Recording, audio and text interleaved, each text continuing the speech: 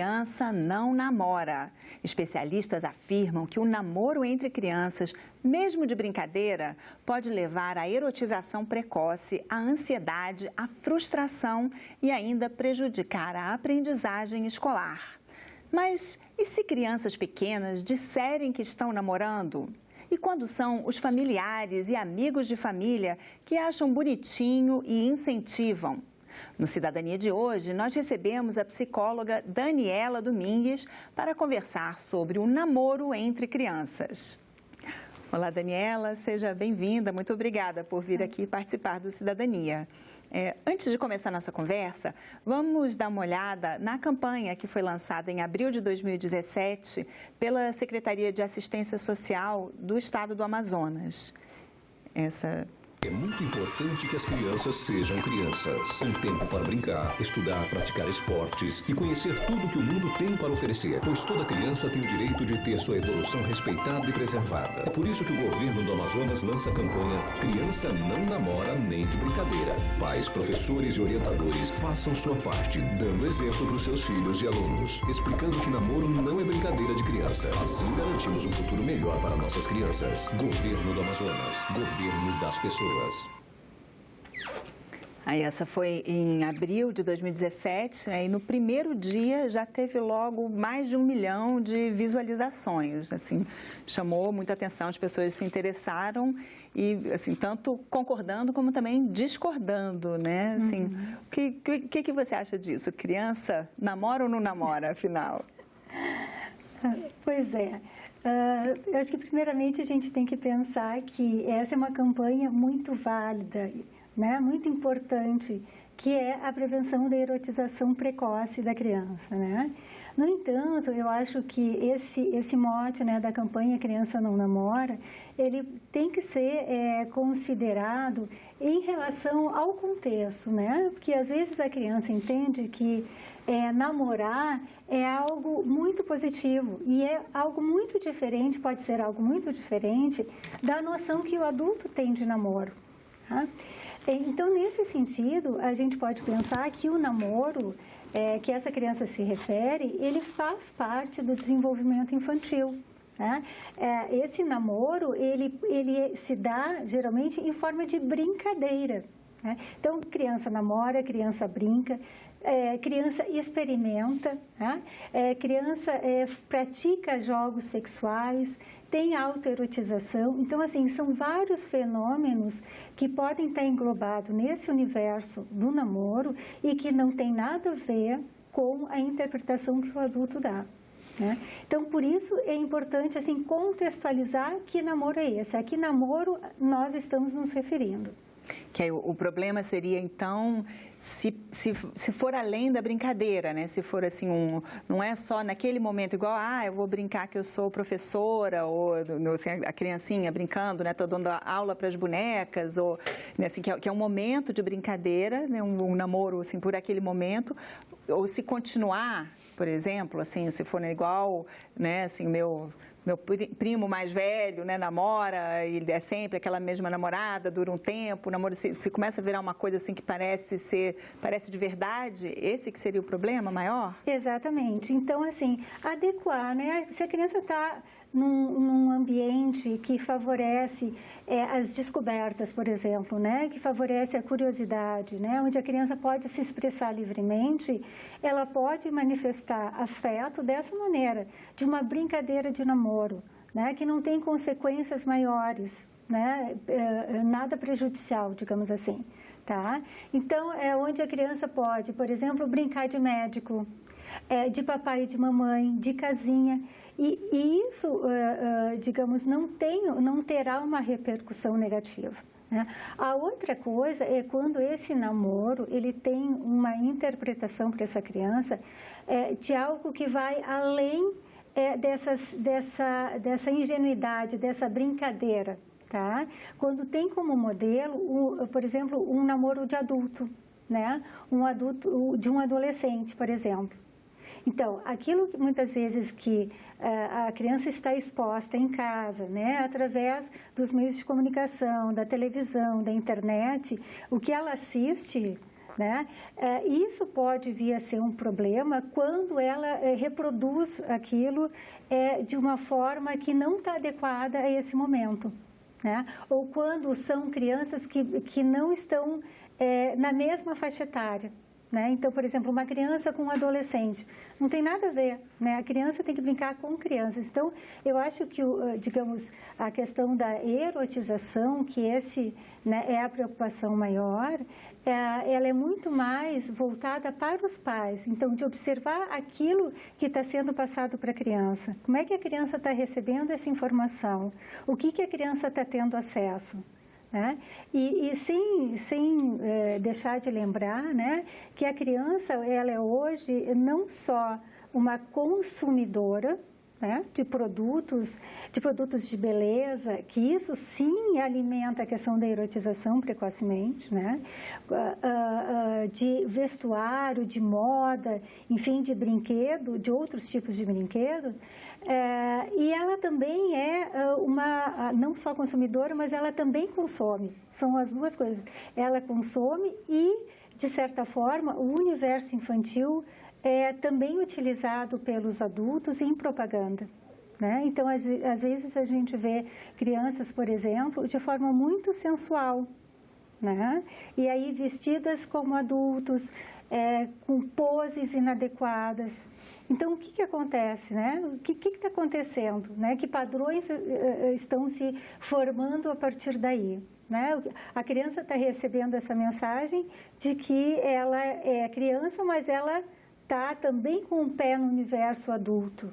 Então, seria assim, é importante ter essa separação entre o mundo da criança e o mundo do adulto? Exatamente. Esse é o principal fator, né? É poder ver que as brincadeiras sejam adequadas às crianças e aquilo que já extrapola e que já pode, de alguma forma, ter um outro desdobramento, né?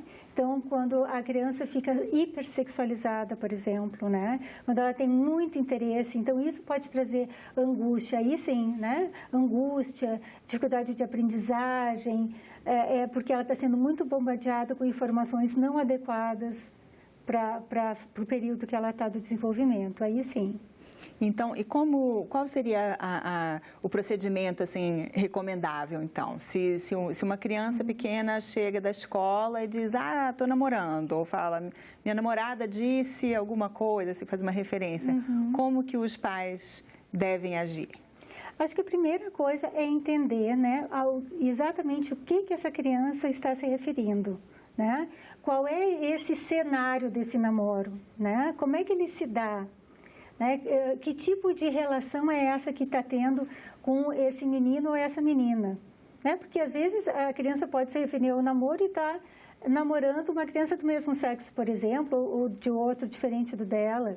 Né? Isso também é uma variável. Mas, então, assim, compreender essa situação que a criança está, né? E exatamente que tipo de namoro ela está se referindo. E isso, quando a criança consegue expressar, quando a criança tem a liberdade de falar com o pai e com a mãe e se sente à vontade para isso, os pais também se sentem mais tranquilos, né, para poder abordar o assunto. Então, é algo que, digamos, de duas mãos, né? O pai poder falar com essa criança de uma forma mais aberta, de compreender o universo dela, e essa criança da mesma maneira. Então, essa troca é super importante. Agora, e se a criança responder uma coisa assim bem inocente, bem tranquila, né? Não, porque, né, assim, eu estou namorando o Joãozinho, né? Mas como é esse namoro? Eu falo, não, porque eu gosto de brincar, quem eu mais gosto de brincar é o Joãozinho, a gente sempre fica junto, eu sento do lado dele na hora da merenda, alguma coisa. Não seria interessante também os pais dizerem, mas isso é amizade, assim, explicar, né, que a palavra namoro, ela não tem um peso em si? Tem. Eu acho assim, dar nome às coisas, né? Dar nome aos tipos de relações. Isso também faz parte do aprendizado, né? A criança, ela também, nessa interação com o coleguinha, que, digamos, ela tem mais afinidade, ela pode dar o nome que ela quiser. E, às vezes, esse nome pode ser namoro, pode ser amizade, né? Pode ser um companheiro, enfim. esse jogo é um jogo muito enriquecedor, até eu diria, né? Porque é a partir dessa relação, né, desse pano de fundo com a família, que ela vai poder aprender como se dão as relações. O que pode nesse namoro, por exemplo, né? Ai, pegar na mão, que coisa boa, né? E abraçado, dar um beijo. E isso é algo que a criança vai descobrir na relação.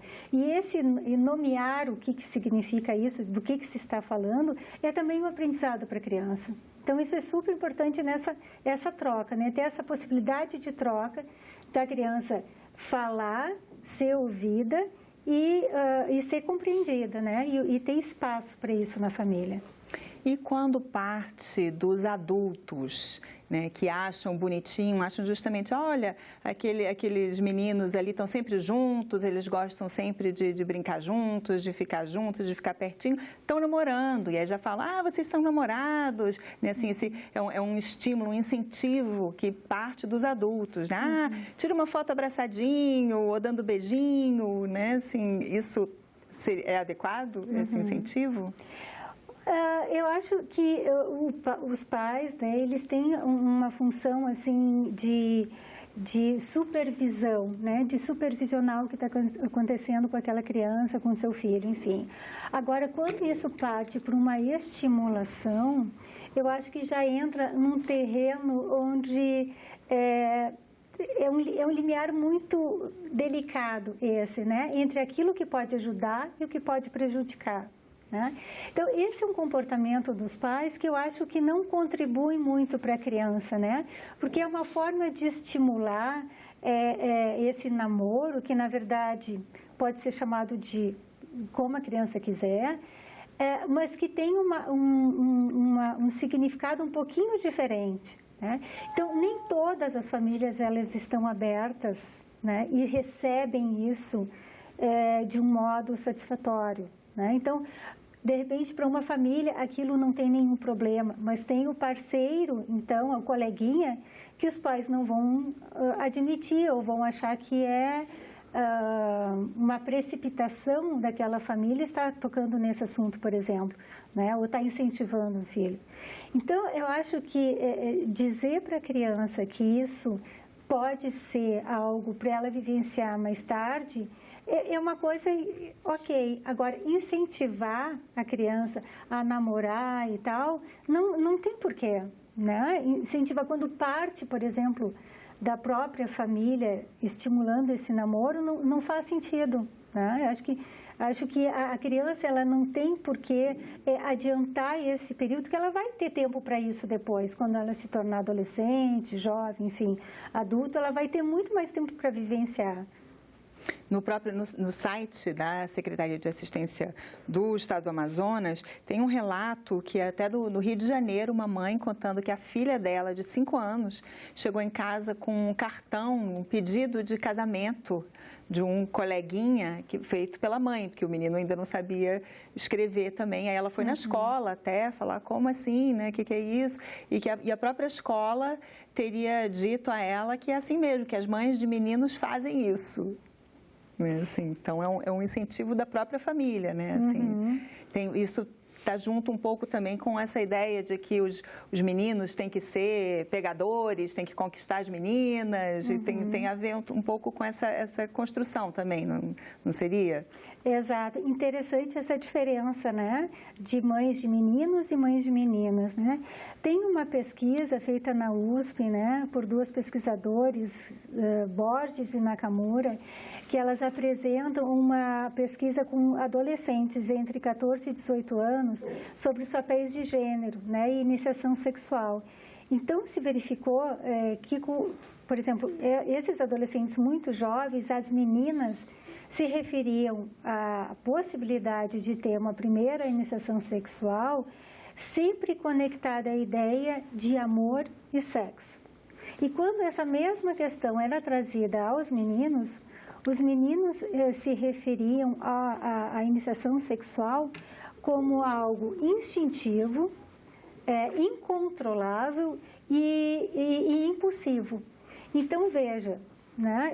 Eu estou trazendo exemplos já de adolescentes, Mas a gente pode pensar que essa ideia, né, de amor, né, muito diferente da ideia de sexualidade incontrolável, ela se dá na adolescência, mas ela é construída antes.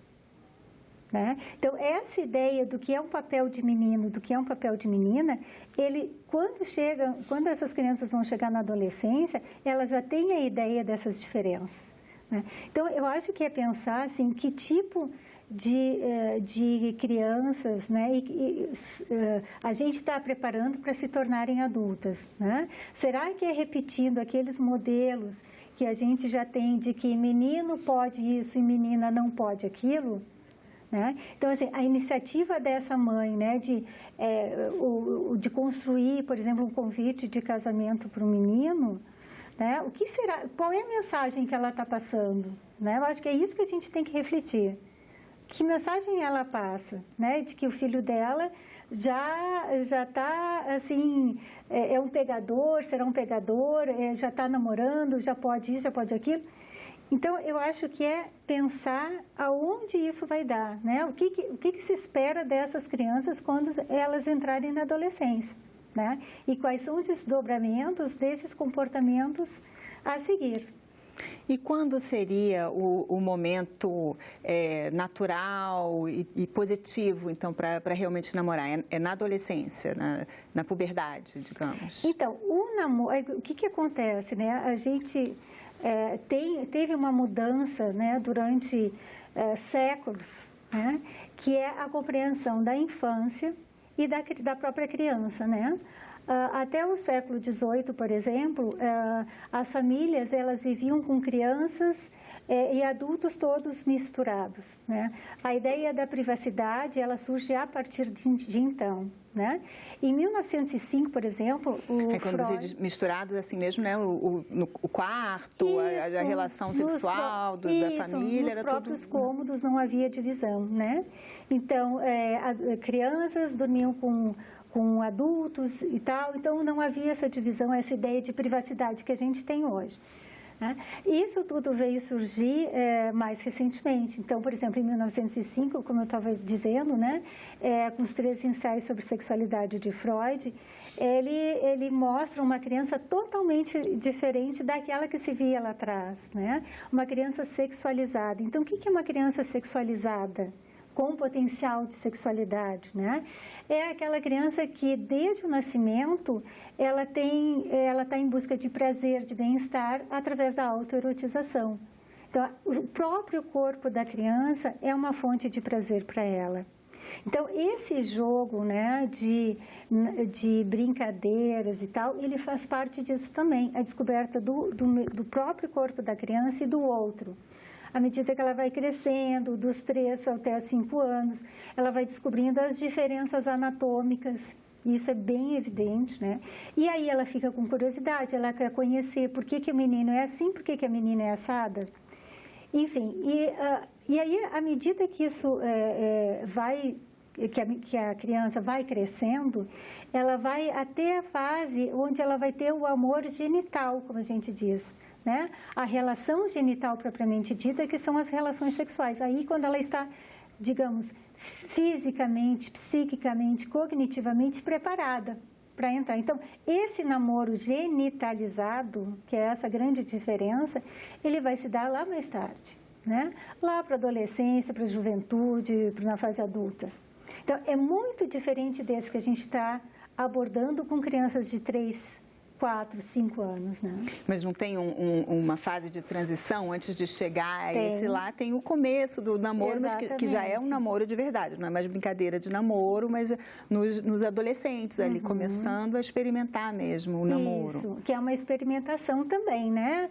Que é uma experimentação quando a criança ela já está entrando na puberdade, né? Onde todos os hormônios, né? Fisiologicamente a criança já está passando para uma outra etapa. Então, esse período de transição também, né? Aquelas questões, quem sou eu, como é que... Às vezes a gente vê aquele adolescente, aquele pré-adolescente tão conflituado e cheio de questões, né? E isso faz parte também, né? A questão de que tipo, para que lado eu vou, né? De que tipo de namoro eu vou querer ter. Então, isso é algo que está circulando, né? Isso circula na ideia do adolescente, né? A sua identidade tá se concretizando, digamos assim, né? Está se construindo. Agora, essa campanha do Estado do Amazonas, depois o Conselho Nacional de Justiça gostou da ideia e publicou também nas redes sociais.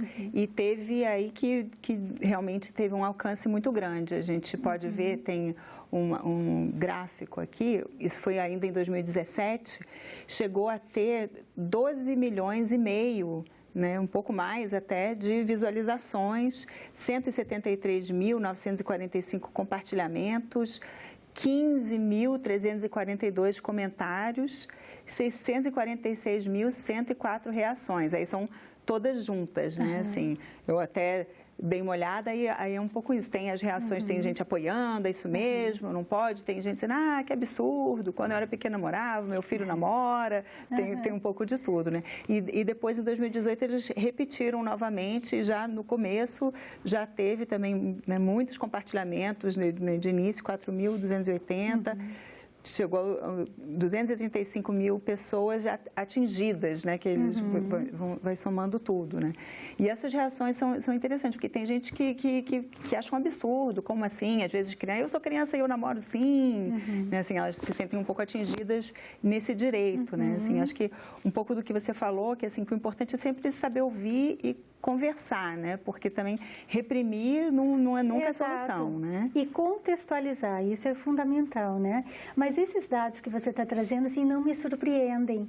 Porque, realmente, quando se trata de sexualidade, eu acho que é um assunto, embora esteja estampado, a gente pode dizer, né? Na televisão, nas mídias, nas redes sociais e tudo mais, ele é ainda um assunto pouco falado em casa, né? Pelo menos é o que os estudos apontam, né? É preciso ainda falar mais sobre isso, não apenas apresentar situações, né? Ou visualizar situações, como ouvir música sobre isso, e hoje, cada vez mais, a gente sabe o poder, né, da internet, das redes sociais nessa situação, né? O quanto as crianças utilizam esses modelos para se inspirar e para reproduzir. Então, assim, é um paradoxo, ao mesmo tempo que tem todo à disposição, tudo isso, né?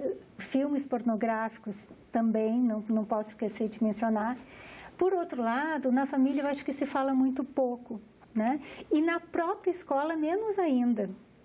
Até pouco tempo atrás foi até mencionado certas dificuldades e tabus em relação a isso, né? Como abordar o tema da sexualidade na escola. Então, assim, é preciso olhar mais para dentro de casa e ver como trabalhar isso. E esse eu acho que é um dos principais desafios, né? Que as crianças acabam ficando sozinhas, né? Diante de todo esse mundo. Exatamente. Né? E elas repetem muito também, né? A gente vê muito, né, assim, novelas, que inclusive a gente vê com horário de exibição em regiões onde tem fusos horários mais cedo. A programação da televisão é passada ainda mais cedo, né? E as crianças veem aquilo, estão acordadas e elas querem repetir, né? Assim, então, seria importante ter essa conversa, explicar essa distinção dos mundos, do mundo da criança, porque parece que ela, pulando essa etapa, ela está perdendo um pouco do direito à sua própria infância, não é isso? Isso, exatamente. A outra questão também, enquanto tu estavas falando, né, eu fiquei pensando, assim, a família em geral, ela se preocupa muito quando, por exemplo, o menino ou a menina, eles estão chegando próximo à adolescência, né? Então, aquelas questões, né, vamos usar camisinha, meu filho tem que usar camisinha, né? A prevenção da gravidez para a menina. Esses são temas super relevantes. São temas muito importantes de serem abordados, mas somente eles não basta.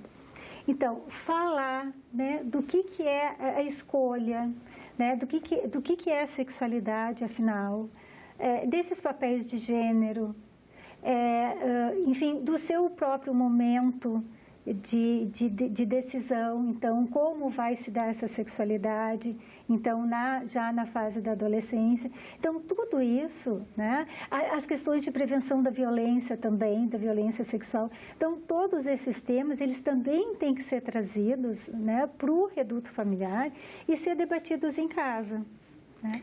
Eu acho que esse é um aspecto super importante do papel da família. E a outro que eu acho que também eu ainda não mencionei, é assim, é a visão crítica, né? A família tem que transmitir à criança principalmente a crítica. Se isso serve, se isso não serve, o que é bom, o que não é. Eu estou me lembrando agora dos reality shows, por exemplo, né? Que são tão comuns e as crianças assistem. E muitas vezes o conteúdo daquilo tem a ver com a sexualidade, mas de uma forma também extremamente banalizada, naturalizada. Então, para a criança que está como espectadora, ela muitas vezes não tem condições de avaliar o que está se passando na tela e dizer, olha, isso é algo que não é apropriado, por exemplo. Então, ela precisa do auxílio dos pais para entender isso, né? E às vezes a família não consegue. Às vezes ficam até constrangidos, preferem ignorar, fingem que não estão vendo nada, né? Então, as próprias famílias precisariam também de uma preparação, né, para saber lidar com essas questões todas, de certa forma, né? Isso. Daniela, infelizmente, nosso tempo acabou, mas eu agradeço muito a sua participação aqui. Não deu para falar tudo, mas já fica aí lançada uma sementinha para as pessoas discutirem. Tá certo. Eu conversei com a psicóloga Daniela Domingues. Se você quiser rever, baixar ou repassar o link desse programa, é só acessar nossa página na internet no endereço senado.leg.br/TV ou então o canal da TV Senado no YouTube. E se você quiser fazer algum comentário, crítica ou sugerir um assunto para a gente discutir, você pode mandar um WhatsApp para 61 999 66 16 ou telefonar para 0800 61 22 11. Obrigada pela atenção e até o próximo Cidadania.